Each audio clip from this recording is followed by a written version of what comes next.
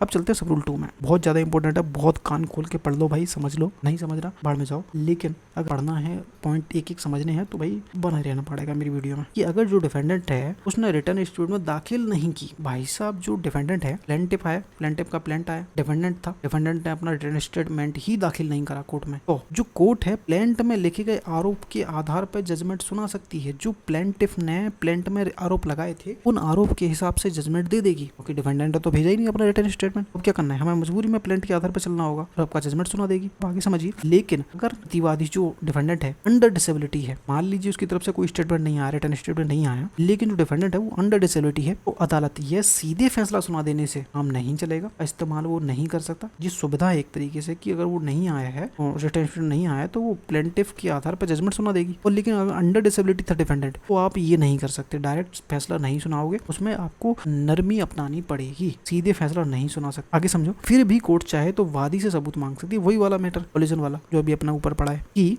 Direct matter आपका नहीं सुनेगा, इसलिए वो सबूत मांग सकती है प्रतिवादी, वादी से। वो ठीक है, वो उसने रिटर्न दाखिल नहीं किया, लेकिन तुम अपना जो केस है वो प्रूफ करो पहले। मतलब कोर्ट सिर्फ एंड पढ़कर जजमेंट नहीं देगी, बल्कि प्लेंटिफ से कहेगी कि तुम पहले साबित करो कि तुम्हारा वादा जो दावा है जो सच है कि नहीं है। तो ये हमारा सब रूल 2 था। इसमें कोई कंफ्यूजन हो पूछो भाई, ऐसे तो हो ही नहीं सकती। Hello everybody, welcome back this channel. तो अपन सीपीसी का ऑर्डर पढ़ रहे थे, सीपीसी का ऑर्डर 8 चल रहा था अपना, और अपन रूल 4 तक कंप्लीट कर चुके हैं, और आज अपन रूल करेंगे रूल 5। ठीक है, रूल 5 में क्या बात कर रहा है कि स्पेसिफिक डिनाइल की बात कर रहा है। क्योंकि मैं ये थोड़ा बड़ा है ये वाला रूल, तो इसमें मैं 2 रूल नहीं करा पाऊँगा, तो माफ़ी चाहते हैं। तो इसमें आज अपन एक ही रूल पढ़ेंगे, ठीक है, थोड़ा डिटेल में है, एक एक चीज़ पॉइंट समझाऊंगा ताकि अच्छे से समझ में आ जाए। ठीक है, तो चलिए समझते हैं। रूल 5 हमारा क्या कहता है कि स्पेसिफिक डिनायल यानी कि विशेष प्रत्याख्यान। स्पेसिफिक मतलब कोई किसी एक स्पेसिफिक चीज़ की बात हो रही है, उसका डिनायल आपको करना है। समझिए क्या होता है। सब रूल वन हमारा कहता है, इसमें 4 सब रूल है, ठीक है, तो एक एक सब रूल समझिएगा। बहुत डिटेल में मैंने समझाया है इसमें, क्योंकि बहुत ज़्यादा कठिन भी है और समझना बहुत ज़रूरी है। ठीक है, तो वादी द्वारा प्लेंट में लगाए गए हर तथ्यात्मक आरोप, यानी कि वादी के द्वारा प्लेंट में, वादी प्लेंट देगा तो प्लेंट में लगाए गए हर तथ्यात्मक आरोप, एलिगेशन ऑफ फैक्ट के बारे में जो डिफेंडेंट है को अपने रिटर्न स्टेटमेंट में, यानी कि जो वादी ने जितने भी एलिगेशन ऑफ फैक्ट अपने प्लेंट में लिखे हैं उसका जवाब प्रतिवादी को अपने रिटर्न स्टेटमेंट में जरूरी देना होगा। ठीक है, जरूरी है कि वह या तो उसे स्पष्ट रूप से नकार दे, किस चीज़ को नकार दे, जो आरोप प्लेंट में लगाए हैं वादी ने, उस चीज़ को स्पेसिफिक रूप से डिनाई कर दे कि भाई जो तुमने 5वें नंबर पे पॉइंट लिखा है मैं उससे पूरी तरह से नकारता हूँ, मैंने ऐसा कोई पेमेंट आपसे लिया ही नहीं था भाई। ठीक है, तो ये हो गया स्पेसिफिक डिनाइल। ठीक है, अब आता है सेकंड पॉइंट, या तो लिखे जिससे साफ साफ समझ में आ जाए कि वह उस तथ्य को नकार रहा है, इसको हम इंग्लिश में कहते हैं नेसेसरी इम्प्लीकेशन। ठीक है, क्या समझ में आया। या ऐसा लिखे जिससे साफ साफ समझ में आ जाए कि वह उस तथ्य से नकार रहा है। कौन लिखेगा, डिफेंडर लिखेगा। जरूरी नहीं तुम स्पेसिफिकली डिनाइल नहीं कर रहे तो तुम ऐसी कहानी टाइप की भी लिख सकते हो जिससे क्लियरली समझ में आ जाए कि आप उस फैक्ट से मना कर रहे हो। ठीक है, अब यहाँ पे थर्ड पॉइंट क्या है, या फिर यह लिख दे कि मुझे जो तथ्य तुमने लिखे हैं प्लेंट में मैं उससे डिनाई नहीं करता, डिनाई करता हूँ, मैं उसे एडमिट नहीं करता, नॉट एडमिटेड। तो इस तरीके से 3 पॉइंट आपको यहाँ पे मेंशन करने हैं। तो जो बैरेक्ट की लैंग्वेज है उसमें एक पॉइंट नहीं लिखे, इसलिए मैंने थोड़ा इजी समझाने के लिए आपको ये पॉइंट डाले हैं। ठीक है, तो जब भी प्लेंट में कोई आरोप लगाया जाएगा तो डिफेंडेंट को अपने रिटर्न स्टेटमेंट में या तो स्पेसिफिक तरीके से डिनाई करना है, और अगर स्पेसिफिक तरीके से डिनाई नहीं कर रहे हो तो ऐसी एक कहानी टाइप से आपको लिखना है कि आप उस पढ़ के आपको लगे सामने वाली पार्टी को कि आप उस तथ्य से नकार रहे हो। ठीक है, या फिर आप क्लियरली लिख सकते हो कि मैं इससे नॉट एडमिटेड कर रहा हूँ, मैं इसे स्वीकार नहीं करता जो आपने कहा है। तो इस तरीके से आप डिनाई कर सकते हो। अब क्वेश्चन उठता है कि भाई अगर आपने ये कहानी नहीं करी अपने प्लेंट में, डिफेंडेंट ने रिटन स्टेटमेंट में, अगर प्रतिवादी ने ऐसा नहीं करता है तो अदालत उसे स्वीकार मान लेगी। कोई स्पेसिफिक डिनाइल नहीं किया आपने, पॉइंट ऐसा कि ऐसा ही छोड़ दिया, तो उसको स्वीकार मान लेगी, आपके अगेंस्ट में चली जाएगी भाई बात, इतना याद रखिएगा डिफेंडेंट। ठीक है, अगर स्पेसिफिक डिनाइल नहीं किया तो आपके अगेंस्ट लिया गया, आपने कहानी तो लिखी लेकिन उससे नकारना जो क्लियर है वो समझ में नहीं आ पा रहा है, तो उस केसेस में भी जो पॉइंट है वो एडमिट मान लिया जाए कि आपने खुद ही एडमिट कर लिया जो वादी ने कहा है। ठीक है, तो इतना ध्यान रखना है कि जब भी ये एलिगेशन प्लेंट में लगाए जाते हैं, तो उनको उनका जो डिनाइल आपको करना है, इनकार करना है, वो क्लियरली हो सके। अगर क्लियर नहीं हुआ तो कोर्ट उसे एक्सेप्ट मान लेगी कि भाई आपने उसको एडमिट कर लिया जो आरोप सामने वाले ने लगाए हैं। बस इतना ध्यान रखिएगा, जो बहुत ज़्यादा ज़रूरी है। अब पॉइंट उठता है कि लेकिन यह नियम पर्सन अंडर डिसेबिलिटी, जैसे कि कोई नाबालिग है, असमर्थ व्यक्ति है, उस पर लागू नहीं होगा। अब इसका मतलब क्या है वो भी समझ लीजिए कि अगर कोई प्रतिवादी कोई नाबालिग है, यानी कि जो डिफेंडेंट है नाबालिग है, अनसाउंड माइंड व्यक्ति है, तो उसके मामले में कोर्ट ऐसा सख्त नियम नहीं अपनाएगा। कौन सा सख्त नियम? कि डायरेक्ट एडमिट मान ले, अगर तुमने कुछ नहीं बोले या तुम्हारा जो जवाब है उससे क्लियर समझ में नहीं आ रहा है, तो कोर्ट क्या कर रहा था? एडमिट मान रहा था। लेकिन अगर वो बच्चा माइनर है, अनसाउंड माइंड है, तो उस केसेस में इतनी सख्ती नहीं अपनाएगा। कौन? कोर्ट। यानी कि उसको नरमी से थोड़ा काम करना होगा। कैसे? समझिए, अगर उसने डिनाई नहीं किया है तो सब एडमिट मान लिए जाएंगे। इस एक्सेप्शन का उद्देश्य है कि वह इस डिसेबल्ड पर्सन को अनफेयरली पीनलाइज न किया जाए, क्योंकि वे प्लीडिंग को खुद समझ कर डिनाई नहीं कर सकते। आया समझ में? अगर उसने डिनाई नहीं किया तो सब एडमिट मान लिया जाएगा। ऐसा होता था एक्चुअल में। अगर तुमने एडमिट नहीं किया कुछ तरीके से तो वो क्या है, उसने आपने डिनाई नहीं किया इस तरीके से, तो अब उसको एडमिट मान लिया जाता था। ठीक है। इस एक्सेप्शन कब लागू होगा? जब वो नाबालिग है, तो उस केसेस में आपको कोर्ट छूट दे देगा, सख्ती आपके ऊपर नहीं अपनाई जाएगी। समझो और क्लियर होगा आगे समझो कि फर्स्ट प्रोवाइजर हमारा समझो पहले। कोर्ट चाहे तो ऐसे एडमिटेड फैक्ट के लिए भी वादी से सबूत मांग सकती है। कौन से एडमिटेड फैक्ट? ये समझो पहले, यहाँ से इतने से क्लियर नहीं होगा। मतलब भले ही कोई फैक्ट टेक्निकली एडमिट हो गया है, टेक्निकली एडमिट कैसे एडमिट हो गया? क्योंकि डिफेंडेंट ने उसे डिनाई ही नहीं किया। यहाँ हमने पढ़ा है कि तुमने उसको सही तरीके से डिनाई नहीं किया होगा तो वो एडमिट मान लिया जाएगा। तो उसी तरीके से यहाँ पे वो डिनाई नहीं करा और वो एडमिट हो गया। फिर भी कोर्ट चाहे तो प्लेंटिफ से इस फैक्ट का सबूत मांग सकती है। इतना समझ में आया कि अगर तुमने डिनाई नहीं किया तो वो एडमिट मान लिया जाता है, और अगर एडमिट मान लिया गया तो क्या होगा? तब भी वादी से सबूत मांग सकता है कोर्ट। अब क्यों मांगेगा उसका जवाब भी समझिए। फ्रॉड एंड कॉलिजन से बचने के लिए। कभी कभी क्या होता है, जो प्लेंटिफ है और डिफेंडेंट है दोनों आपस में मिले हुए होते हैं। ठीक है। जैसे कि कॉलिजन का केस कोई हो गया, यानी कि जानबूझकर डिफेंडेंट कुछ डिनाई नहीं करता ताकि मामला आसानी से प्लेंटिफ के पक्ष में चला जाए। ये मैटर बहुत होता था भाई, कि एक बंदा केस करने गया, दूसरा बंदा सामने वाले पार्टी है, और उसने जो बोल आरोप लगाए वो सामने वाले ने एक्सेप्ट ही नहीं करे, डिनाई नहीं किया सही तरीके से, तो वो एडमिट मान ली जाएंगे, क्लियरली लिखा है, और वो एडमिट हो गए। तो अब ये नहीं है कि वो एडमिट मान ली हैं किस वजह से, क्योंकि उसने कुछ बोला नहीं है डिफेंडेंट ने, तो वो एडमिट हो गए। इसका मतलब ये नहीं कि तुम्हारे पक्ष में जजमेंट हो जाएगा। यहाँ पे क्लियरली प्रोवाइजो कह रहा है कि हम फिर भी कोर्ट चाहे तो प्लेंटिफ से फैक्ट की मांग कर सकता है कि भाई ज़रूरी नहीं है उसने एडमिट कुछ बोला नहीं है तो उस वजह से जो मजबूरी में एडमिट हुआ है ना, अपनी मर्जी से तो एडमिट नहीं किया उसने। यहाँ तो उसका डिनाइल सही नहीं था, उसने सही तरीके से नहीं लिख पाया, तो इस वजह से डिनाइल हुआ है। तो उसके जो एडमिट होने से तुम्हारा जो केस है तुम्हें फ़ायदा नहीं देंगे, तुमसे भी सबूत मांगे कि भाई वो बात ठीक है, उसने एडमिट हो गया, वो फैक्ट मान लिया, लेकिन तुम अपना जो फैक्ट है उसको साबित करो। तो ये ज़रूर होगा फर्स्ट प्रोवाइजर में, ये भी समझा दिया मैंने। अब यहाँ पे एक बात समझिए, यहाँ पे एक प्रोवाइजो और है। प्रोवाइजो क्या कहते हैं, एक तरह से जोड़ा गया है कमर्शियल सूट्स के लिए। कमर्शियल कोर्ट का रूल है एक कि अगर जो कमर्शियल सूट है और प्रतिवादी ने रूल 3A के अनुसार उसका डिनाइल नहीं किया है। अब रूल 3 में क्या है, यहाँ पे मैंने लिख दिया है कि कमर्शियल सूट में डिनाइल सामान्य तरीके से काफ़ी सख्त और विस्तृत होता है। सिर्फ मैं इस आरोप से सहमत नहीं हूँ, इतना कहना काफ़ी नहीं है। तो जो मैंने पढ़ा चुका हूँ वही वाला है। अगर तुमने 3A के अनुसार डिनाइल नहीं किया है सही तरीके से कमर्शियल सूट में, तो कोर्ट आपके ऊपर जो एलिगेशन लगे हैं उनको एडमिट मान लेगी। बस इतना याद रखना है। सिर्फ कमर्शियल कोर्ट के लिए ये सिर्फ एक लाइन है कि अगर आपने रूल 3A के अनुसार जो डिनाइल है वो सही तरीके से नहीं किया तो आपके ऊपर जो एलिगेशन लगे थे वो एडमिट मान लिए जाएंगे, अगर सही तरीके से नहीं किया तो। बस इतना याद रखना है।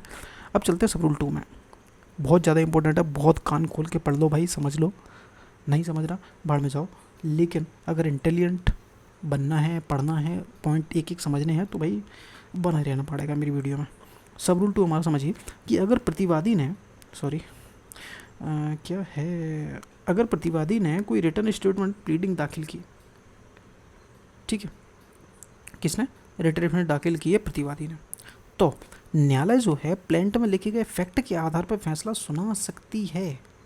अच्छा मैंने गलत पढ़ दिया, सॉरी, कि अगर जो डिफेंडेंट है उसने रिटर्न स्टेटमेंट दाखिल नहीं की, भाई साहब जो डिफेंडेंट है, प्लेंटिफ आया, प्लेंटिफ का प्लेंट आया, डिफेंडेंट था, डिफेंडेंट ने अपना रिटर्न स्टेटमेंट ही दाखिल नहीं करा कोर्ट में, तो जो कोर्ट है प्लेंट में लिखे गए आरोप के आधार पर जजमेंट सुना सकती है। जो प्लेंटिफ ने प्लेंट में आरोप लगाए थे उन आरोप के हिसाब से जजमेंट दे देगी, क्योंकि डिफेंडेंट ने तो भेजा ही नहीं अपना रिटर्न स्टेटमेंट। तो अब क्या करना है, हमें मजबूरी में प्लेंट के आधार पर चलना होगा और आपका जजमेंट सुना देगी। अब आगे समझिए, लेकिन अगर प्रतिवादी जो डिफेंडेंट है अंडर डिसेबिलिटी है, मान लीजिए उसकी तरफ से कोई स्टेटमेंट नहीं आया, रिटर्न स्टेटमेंट नहीं आया, लेकिन जो डिफेंडेंट है वो अंडर डिसेबिलिटी है, तो अदालत यह सीधे फैसला सुना देने से काम नहीं चलेगा, का इस्तेमाल वो नहीं कर सकता। जिस सुविधा है एक तरीके से कि अगर वो नहीं आया है, रिटर्न स्टेटमेंट नहीं आया, तो वो प्लेंटिफ के आधार पर जजमेंट सुना देगी। और लेकिन अगर अंडर डिसेबिलिटी था डिफेंडेंट, तो आप ये नहीं कर सकते, डायरेक्ट फैसला नहीं सुनाओगे, उसमें आपको नरमी अपनानी पड़ेगी, सीधे फैसला नहीं सुना सकते।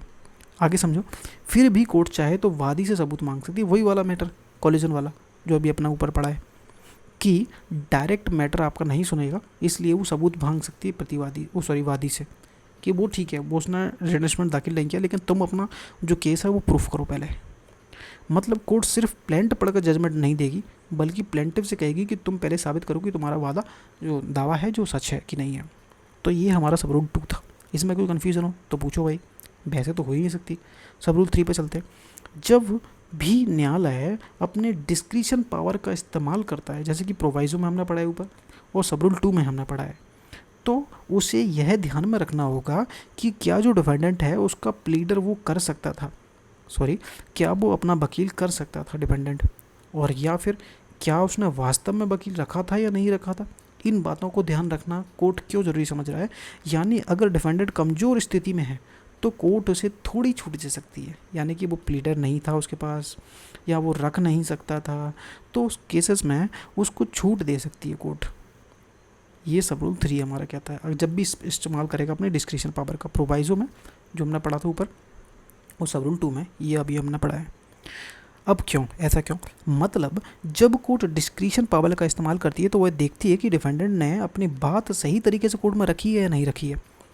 अगर प्रतिवादी अशिक्षित है, यानी कि एजुकेटेड नहीं है, वकील रखने में असमर्थ है, लिखित बयान में तकनीकी गलती हो गई है, तो कोर्ट उसे थोड़ा लचीला यानी कि लीनियंट दृष्टिकोण से अपनाकर छूट दे सकती है सुधार करने के लिए।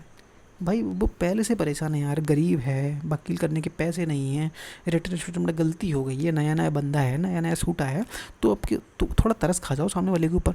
बस उसी की बात यहाँ पर कर रहा है रूल 3 में, कि अगर ऐसा सिचुएशन है तो आपको तरस खाना है, डायरेक्ट जजमेंट नहीं दे देना है बिना सुने सामने वाले के। कोई गलती हो गई तो तुमने एडमिट मान लोगे क्या, तो ये सब नहीं करेगा। तो यहाँ पे आपको लीनियंट होना पड़ेगा। सब रूल 3 हमारा सिर्फ इतना कह रहा है।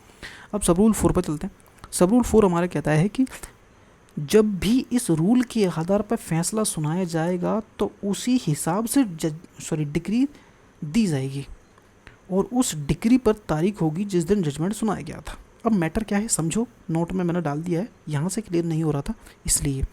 कोर्ट जजमेंट सुनाती है, उसने आधार पर डिक्री बनाती है। अब डिक्री की तारीख जजमेंट की तारीख ही होगी। जजमेंट तो आज सुना दी है कोर्ट ने भैया, अब जो डिक्री बनेगी 10 दिन 15 दिन बाद टाइम लगेगा। अब जो डिक्री बनी है उसमें जो डेट डलेगी 1 जनवरी 25, तो जो जजमेंट सुनाया था 1 जनवरी को सुनाया था और 2025 को, तो वही डेट आपको अपने डिक्री बनाते समय डिक्री में डालनी होगी जो आपने जजमेंट सुनाते समय जो जजमेंट सुनाया था। जजमेंट 1 जनवरी को सुनाया तो डिक्री में भी 1 जनवरी डालना पड़ेगा।